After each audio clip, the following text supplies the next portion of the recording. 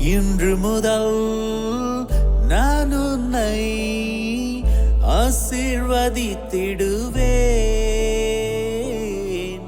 நன்மைகளால் உன் வாழ்வை நானே நிறைத்திடுவேன்.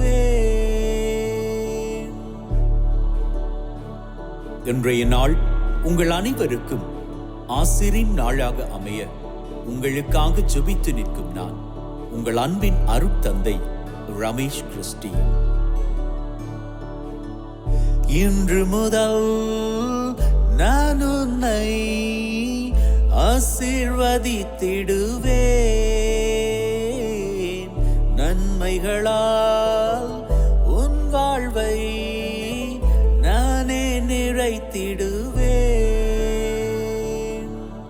ஆண்டவரது இல்லத்தில் நடப்பட்டிருக்கும் பொழுது வாழ்நாள் எல்லாம் செழிப்புற்று இருப்பீர்கள். தந்தை, மகன், தூய ஆவியாரின் பெயராலே ஆமென். நம் ஆண்டவராகிய இயேசு கிறிஸ்துவின் அருளும் கடவுளின் அன்பும் தூய ஆவியாரின் நட்புறவும் உங்கள் அனைவரோடும் இருப்பதாக, ஆன்மாவோடும் இருப்பதாக. பலியிலே கலந்து கொள்ள தடையாக இருக்கும் மீறுதல்கள் பலவீனங்களுக்காக மனம் வருந்துவோம், மன்னிப்பு வேண்டி செபிப்போம். ஆண்டவரே இரக்கமாயிரும். கிறிஸ்துவே இரக்கமாயிரும். ஆண்டவரே இரக்கமாயிரும். கிறிஸ்துவே இரக்கமாயிரும். உன்னதங்களிலே இறைவனுக்கு மாட்சிமை உண்டாகுக. உலகினிலே நல் மனத்தவர்க்கு அமைதியும் உண்டாகுக. புகழ்கின்றோம் உம்மையே, வாழ்த்துகின்றோம். உமக்கு ஆராதனை நவில்கின்றோம். உமது மேலான் மாட்சிமைக்காக உமக்கு நன்றி நவில்கின்றோம். ஆண்டவராம் இறைவனே, இணையில்லாத விண்ணரசே, ஆற்றல் அனைத்தும் கொண்டிலங்கும் தேவ தந்தை இறைவனே, ஏக மகனாக ஜனித்த ஆண்டவர் இயேசு கிறிஸ்து இறைவனே. ஆண்டவராம் இறைவனே, இறைவனின் திரு செம்மறியே, உலகின் பாவம் போக்குபவரே, நீரம் மீது இறங்குவீர். உலகின் பாவம் போக்குபவரே, எம்மன்றாட்டை ஏற்றருள்வீர். தந்தையின் வாலத்தில் வீற்றிருப்பவரே, நீரம் மீது இறங்குவீர். ஏனெனில் இயேசு கிறிஸ்துவே நீரொருவரே தூயவர். நீரொருவரே ஆண்டவர். நீரொருவரே உன்னதர். நீரொருவரே ஆண்டவர். நீரொருவரே உன்னதர். பரிசுத்த ஆவியுடன் தந்தை இறைவனின் மாட்சியில் உள்ளவர் நீரே.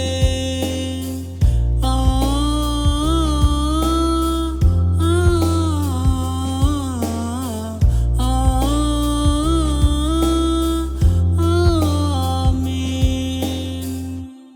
ஜெபிப்போமாக.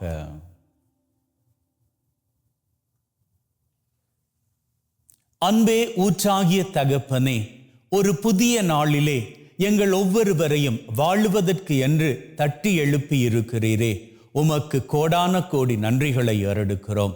மேலும் தகப்பனே, இன்றைய நாளிலே யாரெல்லாம் தங்களது பிறந்த தினத்தை நினைத்து உமக்கு நன்றிகளை ஏறெடுக்கின்றார்களோ, யாரெல்லாம் தங்களது திருமண ஆண்டை குறித்து உமக்கு நன்றிகளை ஏறெடுக்கின்றார்களோ, யாரெல்லாம் தங்களது குருத்துவ துறவற வாழ்க்கையில் நீர் அவர்களுக்கு செய்த நன்மையின் காரியங்களை நினைத்து உமக்கு நன்றிகளை ஏறெடுக்கின்றார்களோ, அத்தனை பேரையும் நிறைவாக ஆசீர்வதிப்பீராக.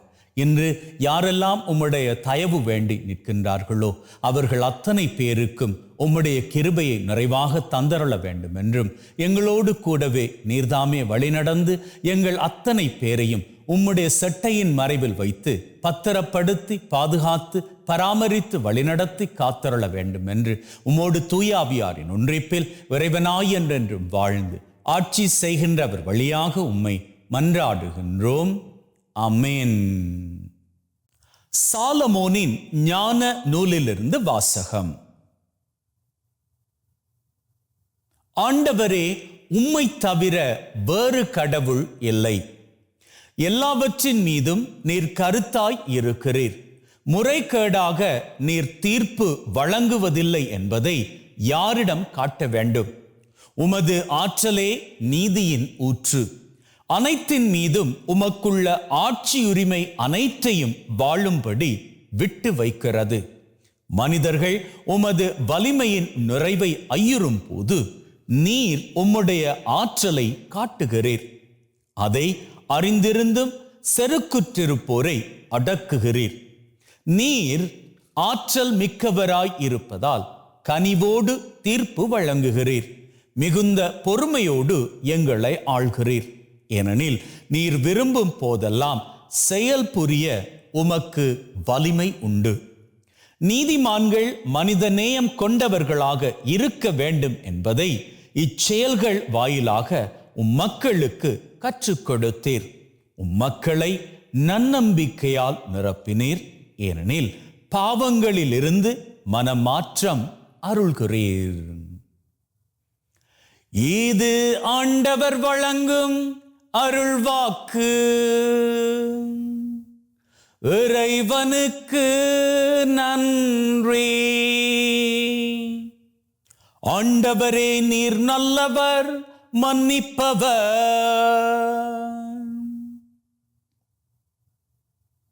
என் தலைவரே, நீர் நல்லவர், மன்னிப்பவர்.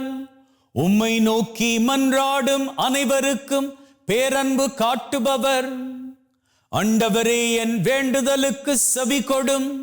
உம்முதவியை நாடும் என் குரலை கேட்டருளும். ஆண்டவரே, நீர் நல்லவர், மன்னிப்பவர். என் தலைவரே, நீர் படைத்த மக்களினத்தார் அனைவரும் உம் திருமுன் வந்து உம்மை பணிவர். உமது பெயருக்கு மாட்சி அளிப்பர். ஏனெனில் நீர் மாட்சி மிக்கவர், வியத்தகு செயல்கள் புரிபவர். நீர் ஒருவரே கடவுள்.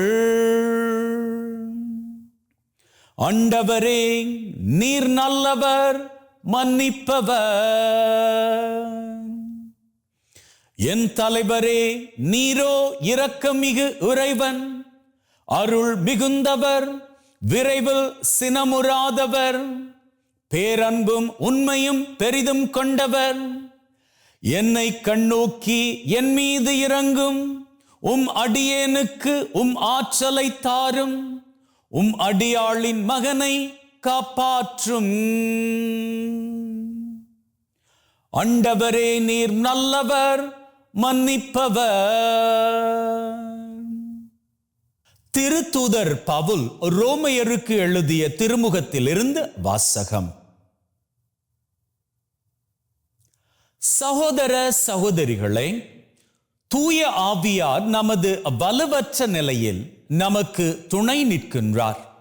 ஏனெனில் எதற்காக எப்படி நாம் இறைவனிடம் வேண்டுவது என்று நமக்கு தெரியாது. தூய ஆவியார் தாமே சொல் வடிவம் பெற முடியாத நம்முடைய பெருமூச்சுக்களின் வாயிலாய் நமக்காக பரிந்து பேசுகிறார். உள்ளங்களை துருவி ஆயும் கடவுள் தூய ஆவியாரின் மனநிலையை அறிவார். தூய ஆவியாரும் கடவுளுக்கு உகந்த முறையில் இறை மக்களுக்காக பரிந்து பேசுகிறார். இது ஆண்டவர் வழங்கும் அருள்வாக்கு. இறைவனுக்கு நன்றி. ஹல்லேலூயா ஹல்லேலூயா ஹல்லேலூயா ஹல்லேலூயா ஹல்லேலூயா ஹல்லேலூயா. விண்ணோடும் மண்ணோடும் வாழும் எந்தன் தெய்வமே, என்னோடும் வாழ்வோடும் என்றும் சேர்ந்து வாழுமே. ஹல்லேலூயா ஹல்லேலூயா ஹல்லேலூயா ஹல்லேலூயா ஹல்லேலூயா ஹல்லேலூயா. ஆண்டவர் உங்களோடு இருப்பாராக, ஆன்மாவோடும் இருப்பாராக. மத்தேயு எழுதிய நற்செய்தியில் இருந்து வாசகம். ஆண்டவரே, மாட்சி உமக்கே.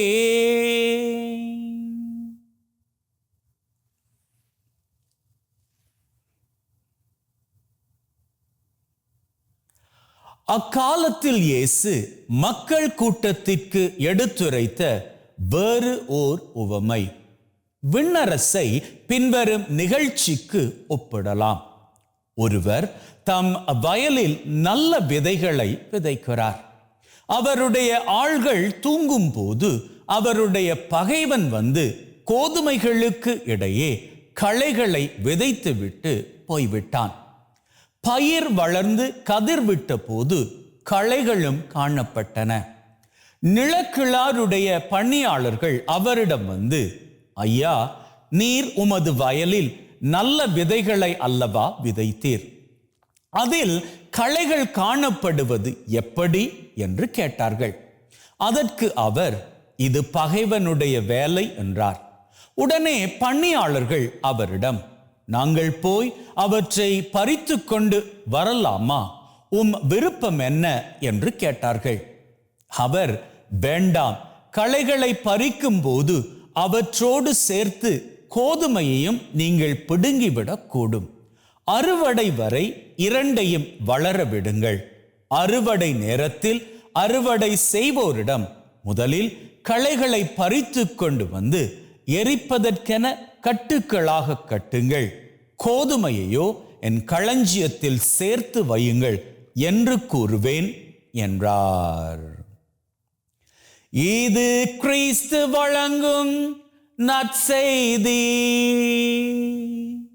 கிறிஸ்துவே உமக்கு புகழ்.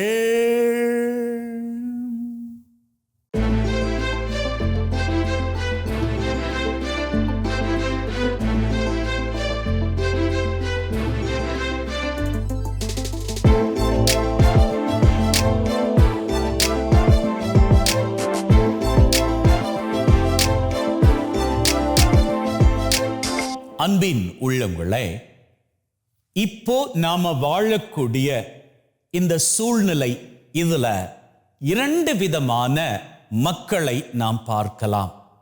ஒரு சாரார் யார் அப்படின்னு சொன்னால், தாங்கள் ஆன்மீகவாதிகள் அப்படி என்று சொல்லிக்கொண்டு இருப்பவர்கள். இன்னும் ஒரு சாரார் எப்படி அப்படின்னு பார்த்தால், அவர்கள் மதத்தை அல்லது மதங்களை பின்பற்றுகின்றவர்கள் அப்படி என்று சொல்லி வாழுகின்றவர்கள். ஆங்கிலத்தில் சொல்ல போனால் we are spiritual people அப்படின்னு சொல்லிக்கொண்டு எந்த மதத்தையும் சாராமல் தாங்கள் நேர்த்தியான ஆன்மீக பாதையில் வாழுகிறோம் அப்படி என்று வாழுகிறவர்கள். இன்னும் ஒரு சாரார், அவர்கள் தங்களை we are religious people, நாங்க மதத்தை பின்பற்றி வாழுகிறவர்கள் அப்படின்னு சொல்லி மதத்தின் மீது நம்பிக்கை கொண்டு வாழுகின்றவர்கள். இப்போ இந்த இரண்டு வாழ்க்கையில் எந்த வாழ்க்கை சிறந்த வாழ்க்கை அப்படின்னு கேட்பீர்களாக இருந்தால், அதற்கான ஒரு பிரசங்கம் இது கிடையாது. இந்த ஸ்பிரிச்சுவல் ரிலிஜியஸ், இந்த இரண்டையும் குறித்து நான் இன்னைக்கு பேசுகிறேன். எது உங்களுக்கு சிறந்ததோ அதை உங்களுக்கான படிப்பினையாக நீங்க எடுத்துக்கோங்க. இன்னைக்கு நாம படிச்ச வாசகம், அங்கே நாம் வாசிக்கக்கூடிய அந்த முதல் வாசகத்தின் முதல் பகுதிகள் சொல்லுவது என்ன? ஆண்டவராகிய கடவுளே, நீரே மெய்யான தெய்வம். அதாவது மெய்யான தெய்வம் அப்படின்னு தான் அங்கே வாசகம் சொல்லுகிறது. இந்த மெய்யான தெய்வம் யார் அப்படின்னு அங்கே குறிப்பிடப்படவில்லை. நன்றாக கவனித்துக் கொள்ளுங்கள். உலகத்தில் மனிதன் கடவுளை நம்புகிறான். ஆனா கடவுள் யார் என்பதில் தான் மனிதர்களுக்குள் ஒரு கேள்வி இருக்கிறது. என்னுடைய மதத்தின் கடவுள்தான் உண்மையான கடவுளா, அல்லது அவர்களுடைய மதத்தின் கடவுள் அந்த கடவுள் பொய்யான கடவுளா? அப்படி என்கின்ற கேள்வி ஒவ்வொரு மதத்தினருக்குள்ளும் எல்லாரிடமும் கிடையாது. ஒவ்வொரு மதத்தையும் பின்பற்றக்கூடிய ஒரு சிலரிடம் இது இருக்கிறது. இதை யாரும் புண்படணும் அப்படி என்பதற்காக நான் சொல்லல்ல. யாரையும் காயப்படுத்துவதோ அல்லது யாரையும் புண்படுத்துவதோ என்னுடைய நோக்கம் கிடையாது. இந்த காரியத்தை நீங்க புரிஞ்சுக்கணும் என்பதற்காக சொல்லுகிறேன். இந்த உலகத்தை படைத்தது கடவுள் அப்படி என்று நாம் நம்புகின்றோம். அந்த கடவுளுக்கு யார் பெயர் கொடுத்தது? மனிதர்கள். இன்னும் ஆழமாக சொல்ல போனால், படைக்கப்பட்ட பொழுது மனிதன் கடவுளால் படைக்கப்பட்டான் அப்படின்னு சொல்லி மனிதன் நம்புகிறான். அப்படி நம்புகிற மனிதன் கடவுளுக்கு பெயரை கொடுத்தான். ஒவ்வொரு மதத்திலும் அவர் மன நிறைவுக்கு ஏற்றபடி அவர் கடவுளுக்கு அவர் பெயர்களை வைத்துக் கொண்டார்கள். இன்னும் சொல்ல போனால், இன்னும் ஆழமாக புரியும்படி சொல்ல போனால், கடவுள் ஒருவரே. அந்த ஒருவராக இருக்கக்கூடிய கடவுளுக்கு ஒவ்வொரு மதத்தினரும் கொடுத்திருக்கக்கூடிய பெயர்கள் வேண்டுமானால் வெவ்வேறாக இருக்கலாம். ஆனால் அந்த கடவுள் ஒருவர்தான். இந்த கடவுளது பெயரை நாம எல்லாரும் புரிந்து கொள்ளும்படி சொல்வோமாக இருந்தால், எல்லா மதத்திற்கும் பொதுவான பெயராக சொல்வோமாக இருந்தால், கடவுளது பெயர் அன்பு அப்படின்னு சொல்லிக்கலாம். எந்த ஒரு கடவுளும் வெறுப்பின் கடவுள் கிடையாது. எந்த ஒரு கடவுளும் குரோதத்தின் கடவுள் கிடையாது. எந்த ஒரு கடவுளும் அடுத்தவனுக்கு தீங்கு செய்யும்படி கட்டளை இடக்கூடியவர் கிடையாது. அப்படியாக இருந்தால் கடவுளது பொதுவான பெயர் அன்பு அப்படின்னு நாம எடுத்துக்கலாம் இல்லையா? சரி, கடவுளை நாம அன்பு அப்படின்னு எடுத்துப்போம். இதை நாம பைபிள்ல தேடி வாசித்தால் அங்கே யோவான் தான் எழுதி இருக்கக்கூடிய கடிதத்துல இப்படி சொல்லுகின்றார், அன்பே கடவுள். அதாவது அவருடைய ஆதங்கம் என்ன தெரியுமா? அன்பு இருக்கு இல்லையா, இந்த அன்புக்கு எல்லையே கிடையாது. எப்படி? கடவுளை போன்று. அப்போ அன்பு கடவுள் அப்படின்னா கடவுள் தான் அன்பாக இருக்கிறார். அந்த கடவுள் அன்பாக இருக்கின்றபடியினால் அந்த அன்புக்கு எல்லையே கிடையாது. அந்த அன்பு தான் கடவுள். அந்த அன்பே கடவுளின் பெயர் அப்படின்னு சொல்லிக்கிறாரு. சரி, இப்போ இந்த கடவுள் தான் மதத்தை உருவாக்கினாரா அப்படின்னு பார்த்தால் அது நிச்சயம் கிடையாது. எந்த ஒரு கடவுளும் இந்த மதத்தை நான் உருவாக்கி இருக்கிறேன் அப்படின்னு சொல்லிக்கவே இல்லை. ஆனா என்ன, வாழ்க்கை ஓட்டத்தில் மனிதர்கள் நாகரீகம் அடைந்து வரக்கூடிய நாட்களில், பழைய நாட்களில் அவர்கள் பக்தி முயற்சிகளை மேற்கொள்ளுகின்ற வேளையில் அவரவர் சௌகரியத்துக்கு ஏற்றபடி அவரவருக்கு என கடவுள் கொள்கையை பின்பற்ற தொடங்கினார்கள். இது எப்போதோ நம்முடைய மூதாதையர் காலத்திலே இருந்து ஆரம்பிக்கப்பட்ட ஒரு கொள்கையாகும். இதை நாம மத கொள்கை அப்படின்னு சொல்லிக்கலாம். நாம கத்தோலிக்கர்களாக இருக்கிறோம், சிலர் இந்துக்களாக இருக்கிறார்கள், சிலர் இஸ்லாமியர்களாக இருக்கிறார்கள், சிலர் பௌத்தர்களாக இருக்கிறார்கள். இப்படி எத்தனையோ மதத்தினர். அத்தனை மதமும் நமக்கு கற்றுத்தரக்கூடிய அடிப்படை படிப்பினை என்ன? அன்பு. அன்போடு வாழணும், அமைதியோடு வாழணும், அடுத்தவர்களுக்கு தீங்கு செய்யக்கூடாது. அப்போ இப்பேற்பட்ட அடிப்படை காரியங்களோடு ஒருத்தர் வாழ்றாரு அப்படின்னா, ஒரு வேளையில அவர் கிறிஸ்டியன் கிடையாது, ஹிந்து கிடையாது, புத்திஸ்ட் கிடையாது, முஸ்லிம் கிடையாது, ஆனா இவர் இந்த மதத்தையும் சாரல்ல, இந்த மதங்கள் சொல்லக்கூடிய அன்பான படிப்பினையின் படி வாழ்றாரு. அப்படின்னா அவரை நாம எப்பேற்பட்ட பெயர் கொண்டு அழைக்கிறோம் அப்படின்னா ஆன்மீகவாதி அப்படி என்கின்ற பெயரை கொண்டு அழைக்கின்றோம். ஏன்னா அவர் எந்த மதத்தையும் பின்பற்றல, ஆனால் மதங்கள் சொல்லக்கூடிய படிப்பினையின்படி வாழ்றாரு. இப்படி வாழ்வது கரெக்டா? நிச்சயமாக கரெக்ட். அப்படின்னா இப்படி வாழ்ந்தால் மட்டும் போதுமா? மதவாதியாக வாழக்கூடாதா? மதவாதியாக வாழ்ந்தால் அது தப்பா? நன்றாக கவனித்துக் கொள்ளுங்கள். நாம பிறக்கிறப்போ யாரோ ஒரு பெற்றோருக்கு பிள்ளையாக பிறக்கிறோம். அப்படி பிறக்கின்ற தருணத்தில் நாம ஒரு வேளையில இஸ்லாமிய பெற்றோருக்கு பிள்ளையாக பிறந்தால் இஸ்லாமிய முறைப்படி நாம இஸ்லாமிய மதத்தை தழுவிக் கொள்கிறோம். அல்லது நாம ஒரு ஹிந்து பேரண்ட்ஸுக்கு பிள்ளையாக பிறந்தால் நாம ஹிந்து மதத்தை பின்பற்றுகிறோம். நம்ம எல்லாரும் கிறிஸ்தவ பெற்றோருக்கு பிறந்தபடியினால் நாம கிறிஸ்தவர்களாக, எப்படி கிறிஸ்தவர்களாக நாம நம்முடைய வாழ்க்கை அமைத்து கொண்டோம்? திருமுழுக்கின் மூலமாக.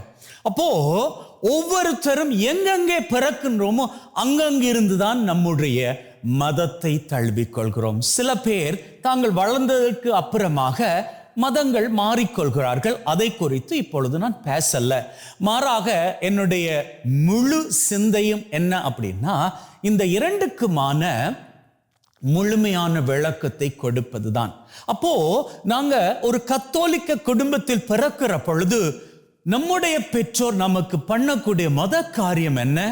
சரியாக பிள்ளை பிறந்த 31வது நாள் பிள்ளைக்கு திருமுழுக்கு கொடுக்கிறார்கள். திருமுழுக்கு என்பது அந்த குழந்தையை ஒரு மதத்திற்குள் நாம் அழைத்து கொள்ளுகின்ற ஒரு கொண்டாட்டமாகும்.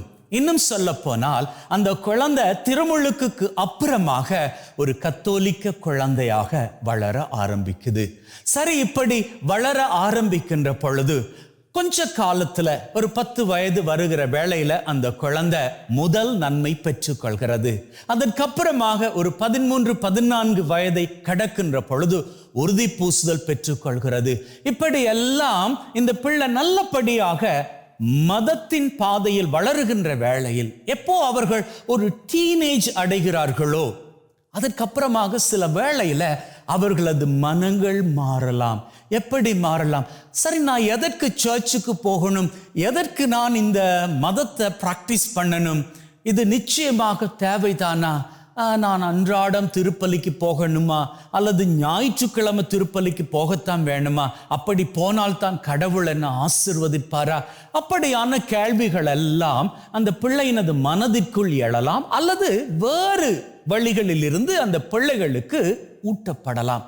இப்படியான ஒரு சூழ்நிலையில இருக்கக்கூடிய பிள்ளை எப்படியான பாதையை தெரிந்தெடுக்கிறது அப்படி என்பது அந்த பிள்ளையினது சாய்ஸ், அந்த பிள்ளையினது மனநிலையை பொறுத்தது. அந்த பிள்ளைக்கு எல்லா விதமான சுதந்திரமும் இருக்கிறது, எந்த வழியை தேர்ந்தெடுப்பது அப்படின்னு சொல்லி.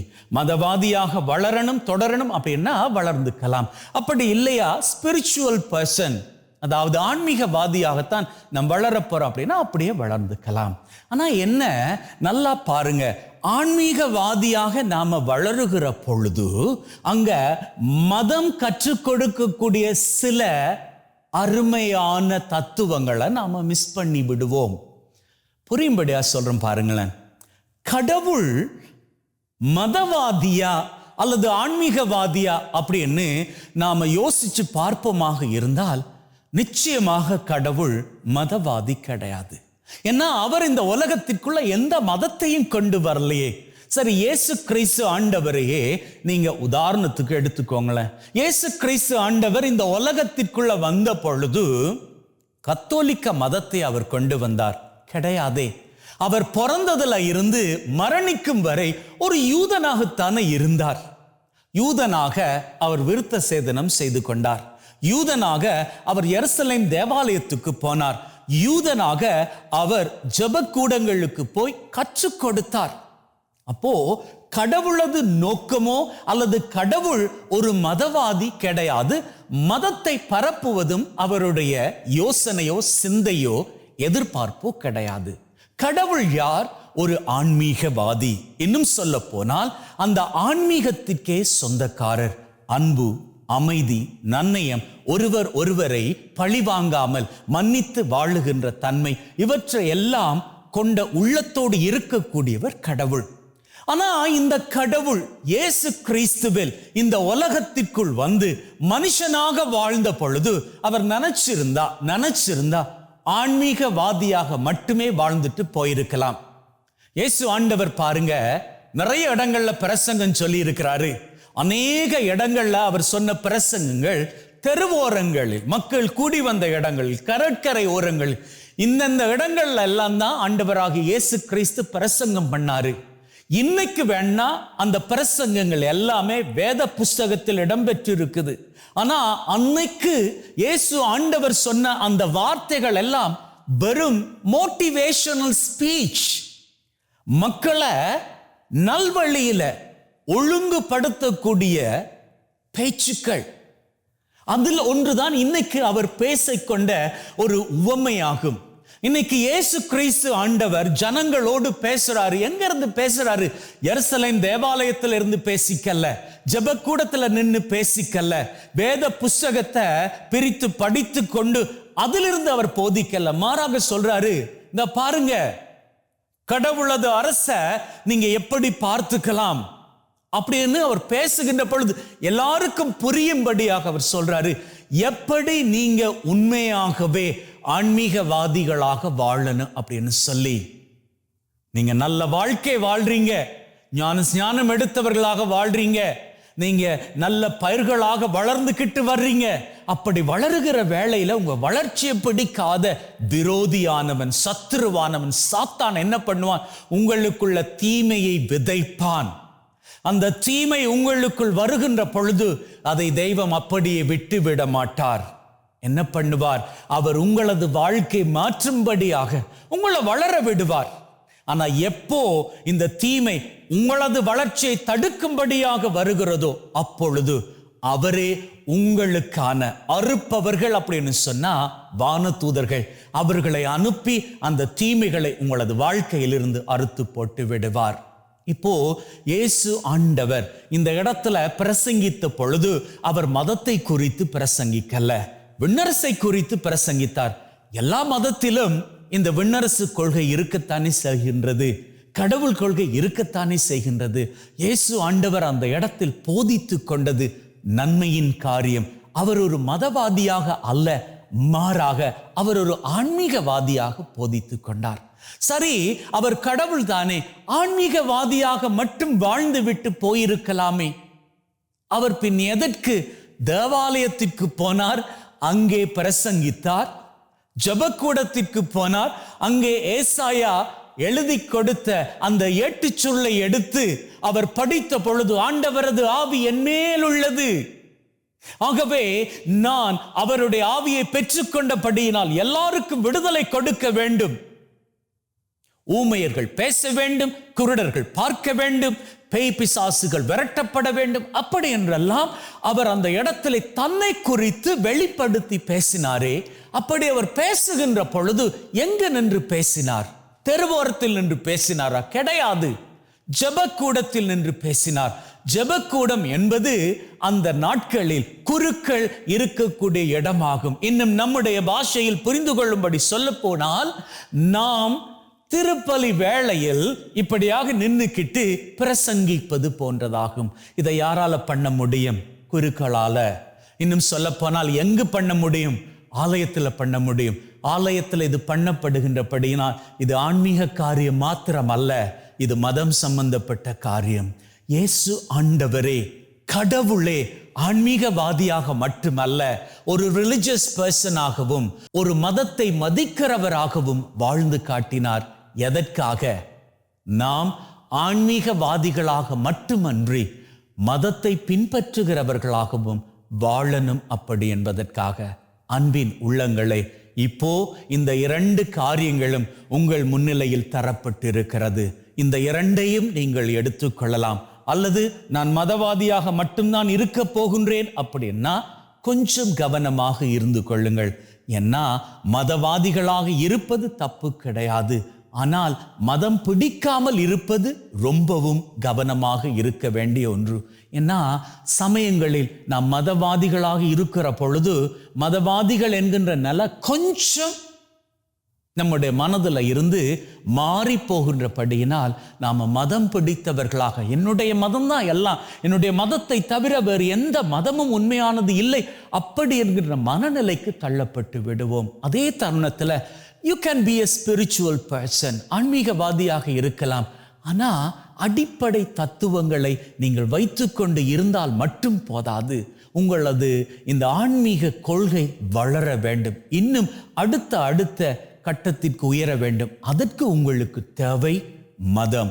உங்களது வாழ்க்கை மத கொள்கைகளோடும் ஆன்மீக வாழ்க்கையோடும் சேர்ந்து இணைகின்ற பொழுது நிச்சயமாக இன்றில் இருக்கும் நிலையிலும் பார்க்க நீங்கள் அத்தனை பேரும் ஆண்டவரது ஆசிரை இரட்டிப்பாக பெற்றுக்கொண்டு மகிழ்வின் சிகரங்களை உயரங்களாக தொட்டுக்கொள்வீர்கள். ஆமென்.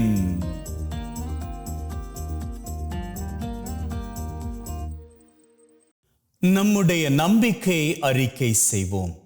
விண்ணகத்தையும் மண்ணகத்தையும் படைத்த எல்லாம் வல்ல தந்தையாகிய கடவுளை நம்புகின்றேன். அவருடைய ஒரே குமாரனாகிய நம் ஆண்டவர் இயேசு கிறிஸ்துவை நம்புகின்றேன். இவர் தூய ஆவியால் கருவுற்று தூய கன்னிமரியாவிடமிருந்து பிறந்து போந்திய பிலாத்தின் அதிகாரத்தில் பாடுபட்டு சிலுவையில் அறையப்பட்டு இறந்து அடக்கம் செய்யப்பட்டார்.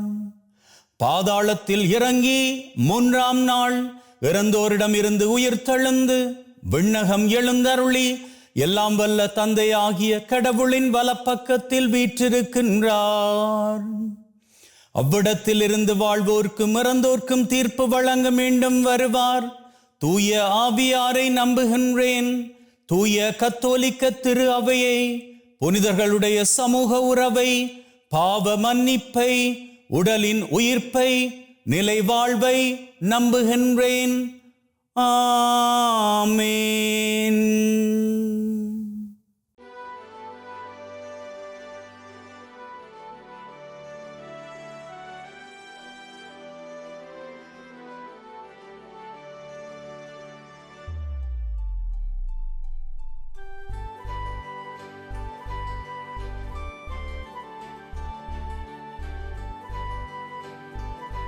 ஆண்டவரே, அனைத்துலகின் நிறைவா உம்மை போற்றுகின்றோம்.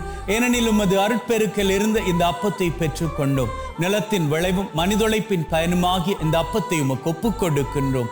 வாழ்வளிக்கும் அப்பமாக மாறும். இறைவன் என்னென்னும் வாழ்த்து பெறுவாராக. ஆண்டவரே, அனைத்துலகின் நிறைவா உம்மை போற்றுகின்றோம். ஏனெனில் உமது அருட்பெருக்கில் இருந்து இந்த ரசத்தை பெற்றுக்கொண்டோம். நிலத்தின் விளைவும் திராட்சை கொடியின் பயனுமாகிய இந்த ரசத்தை உமக்கு ஒப்புக் கொடுக்கின்றோம். வாழ்வளிக்கும் பானமாக மாறும். இறைவன் என்னென்றும் வாழ்த்து பெறுவாராக.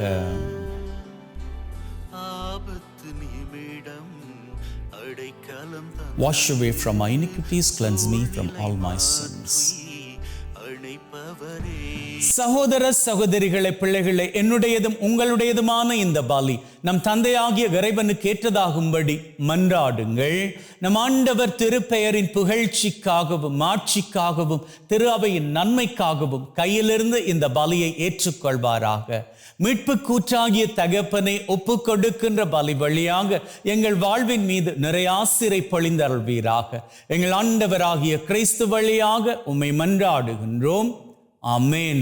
ஆண்டவர் உங்களோடு இருப்பாராக, ஆன்மாவோடும் இருப்பாராக. இதயங்களை மேலே எழுப்புங்கள். ஆண்டவரை நோக்கி எழுப்பியுள்ளோம். நம் இறைவனாகிய ஆண்டவருக்கு நன்றி கூறுவோம். அதுவே தகுதியும் நீதியுமானது. தூயவரான தந்தையே, என்றும் வாழும் எல்லாம் வல்ல இறைவா, எந்நாளும் எவ்விடத்திலும் நாங்கள் உமக்கு நன்றி பலி செலுத்துவது மெய்யாகவே தகுதியும் நீதியுமாகும். எங்கள் கடமையும் மீட்புக்குரிய செயலுமாகும்.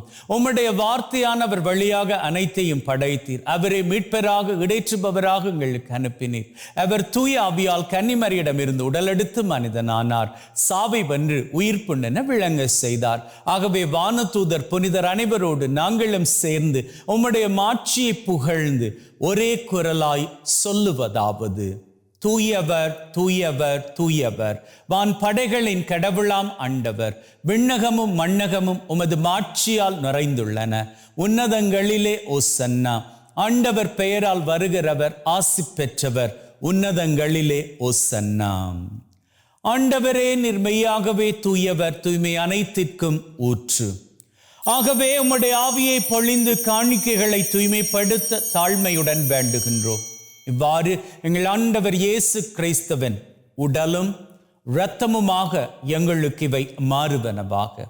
அவர் பாடுபட உளம் கனிந்து தம்மை கையளித்த போது அப்பத்தை எடுத்து நன்றி செலுத்தி அதை பிட்டு தம் சீடருக்கு கொடுத்து அவர் சொன்னதாவது: எல்லாரும் இதிலிருந்து பெற்று உண்ணுங்கள், ஏனெனில் இது உங்களுக்காக கையளிக்கப்படும் என் உடல்.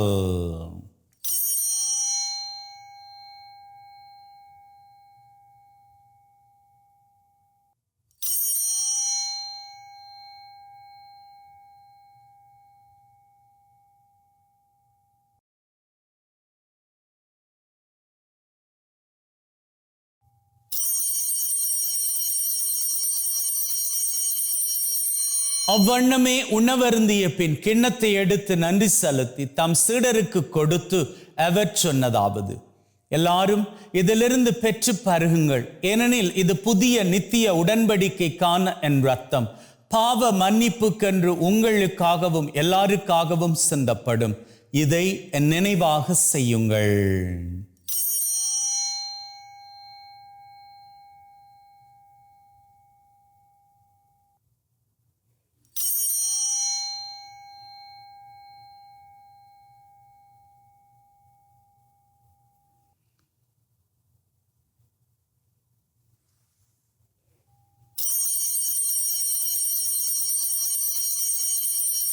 நம்பிக்கையின் மறைபொருள். ஆண்டவரே, நீர் வரும் வரை உமது இறப்பை அறிக்கை செய்கின்றோம், உமது உயிர்ப்பையும் எடுத்துரைக்கின்றோம்.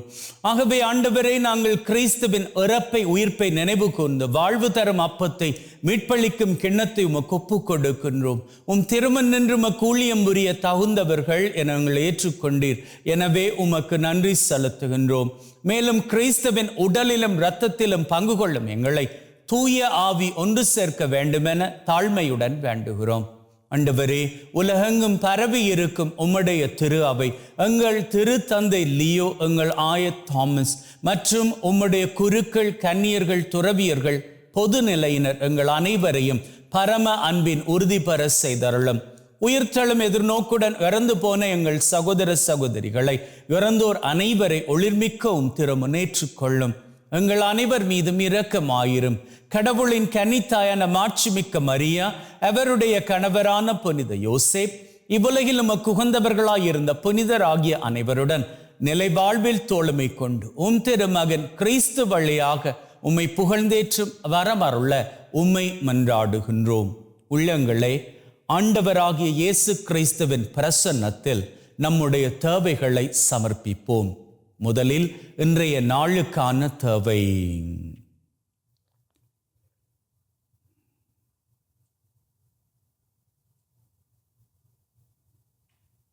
இந்த வாரத்திற்கான தேவை.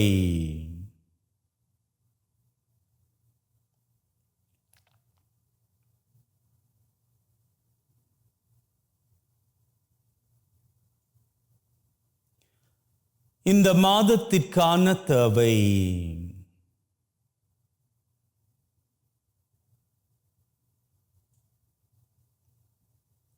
இந்த வருஷத்திற்கான தேவை.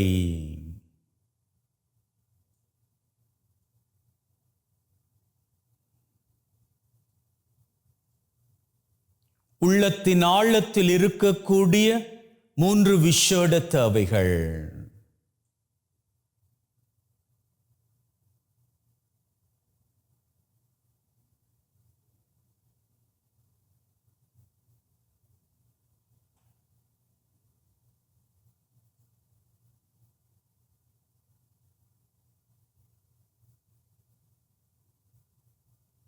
அத்தோடு உலகிலே நிரந்தர சமாதானம் நிலைக்க வேண்டும் என்றும் செபித்து நிற்போம்.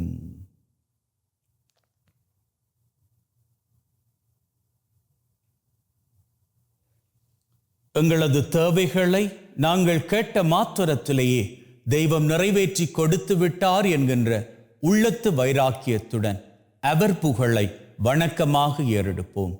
இவர் வழியாக இவரோடு இவரில் எல்லாம் வல்ல இறைவனாகிய தந்தை தூய ஆவியின் ஒன்றிப்பில் எல்லா புகழும் மாட்சியும் என்றென்றும் உமக்கு உரியதே. ஆமீன், ஆமீன், ஆமீன்.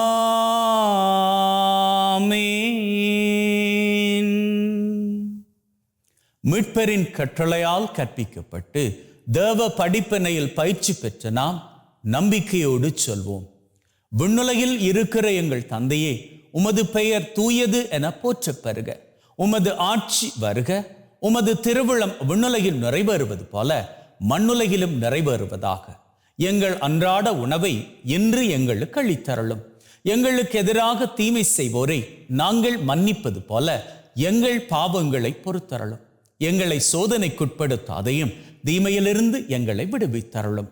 ஆண்டவரே, தீமை அனைத்திலும் இருந்து எங்களை விடுவித்து எங்கள் வாழ்நாளில் அமைதியை கனிவுடன் அருள உம்மை வேண்டுகின்றோம். உம்முடைய இரக்கத்தின் உதவியால் நாங்கள் பாவத்திலிருந்து எப்பொழுதும் விடுதலை பெற்று யாதொரு கலக்கமுமின்றி நலமாயிருப்போமாக. நாங்கள் எதிர்நோக்கி இருக்கும் பேரின்பத்திற்காகவும் மீட்பராகிய இயேசு கிறிஸ்துவின் வருகைக்காகவும் காத்திருக்கின்றோம். ஏனெனில் ஆட்சியும் வல்லமையும் மாட்சியும் என்றென்றும் உமக்குரியதே. ஆண்டவரே இயேசு கிறிஸ்துவே, அமைதியை உங்களுக்கு விட்டு செல்கிறேன், என் அமைதியை உங்களுக்கு தருகிறேன் என்றும் திருத்தூதர்களுக்கு சொன்னீரே. எங்கள் மீறுதல்கள் பலவீனங்களை பார்க்காமல் உம்முடைய திரு அவையின் நம்பிக்கையை கண்ணோக்கி அதற்கு அமைதியும் ஒற்றுமையும் தந்தருள திருவிழம் கொள்வீராக. என்றென்றும் வாழ்ந்து ஆட்சி செய்கின்றவர் நீரே. ஆமேன். ஆண்டவருடைய அமைதி உங்கள் அனைவரோடும் என்றும் இருப்பதாக, ஆன்மாவோடும் இருப்பதாக. ஒருவர் ஒருவருக்கு கிறிஸ்துவின் அமைதியை பகிர்ந்து கொள்வோம்.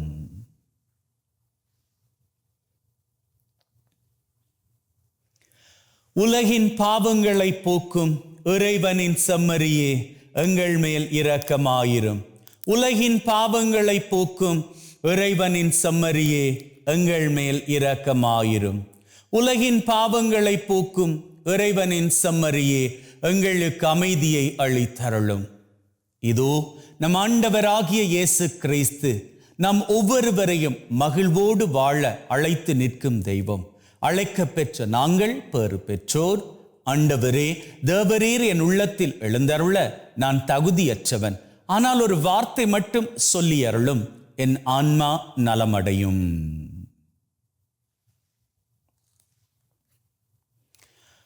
May the mingling of this body and blood of Christ bring me everlasting life. Amen.